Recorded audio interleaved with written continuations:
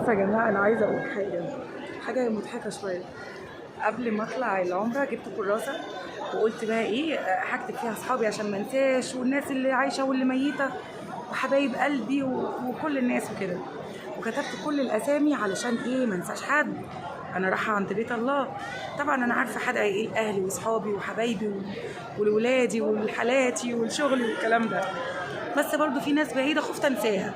والناس اللي كانت تعرف ان انا طالعه عمره وتامني بدعوه معينه كنت بكتبها.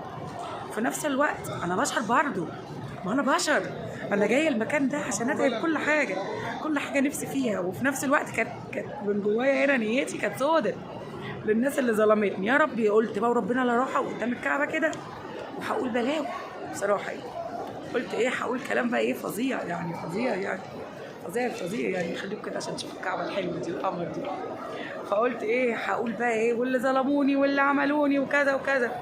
طلعنا الاتوبيس لقينا الشيخ حسن بيقول ايه قعد يدينا شويه نصايح وحاجات العمره والكلام ده. وبعد كده قايل لنا ايه اوعوا تدعوا على حد واوعوا تحاسبنوا على حد. رحت انا قلت له نعم ازاي، ده انا رايحه لهم قدام الكعبه مخصوص. راح قال لي اوعي ولا حتى تحاسبيني على حد. طب حاسبناي واحده؟ قال لي ولا واحده. طب حته صغيره.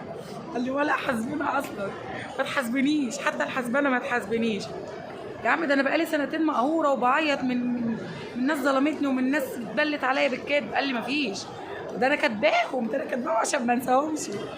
راح قام جاي قال لي ايه خلاص احنا نبتدي صفحه جديده ومفيش ولا حسبنا ولا الكلام ده خالص، الموضوع خلاص انتهى. بس فانا هنا في قلب الكعبه حسبي اصلا نسيتكم، اصلا فكرتش في اللي ظلمني نهائي ولا افتكرتهم اقسم بالله. حتى بنت الحاج زينب انا خصيمه ليكي طبعا ده اكيد، والستات الاربع ستات بتوع نادي الاتحاد انا برضو خصيمه ليكم، يعني انا مش ما سامحتكوش، بس انا سبتكم في الدنيا ومستنيه حقي في الاخره. وناس كتير قلت خلاص، وخصوصا بنت الحاج زينب، قلت اسمها بنت الحاج حمدي. انا طبعا كان نفسي اكمل يلا، بس انا هاخد حقي في الاخر من كل الناس. وعلى فكره بحق كل دمعه انا نزلت من عيني، كل وجع انا اتوجعته انا مكانه اتبدل بفرح عشان انا رضيت. ودايما هقول اللهم اني رضيت فترضيت، اللهم اني رضيت فترضيت. وكل اساءه باخدها في حياتي باخدها انا كده وانا سعيده وانا فرحانه وعادي، بعيط شويه وخلاص. اقسم بالله الفتره اللي فاتت بكيت بكى، اتقهرت.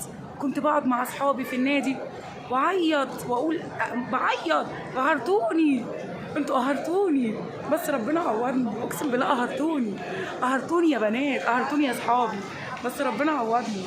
اقسم بالله ربنا عوضني بجد. الحمد لله من قلب المكان.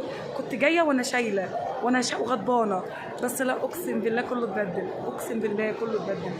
الغضب راح، كل اللي ظلمني انت رحتي وكله راح وانا راضيه الحمد لله.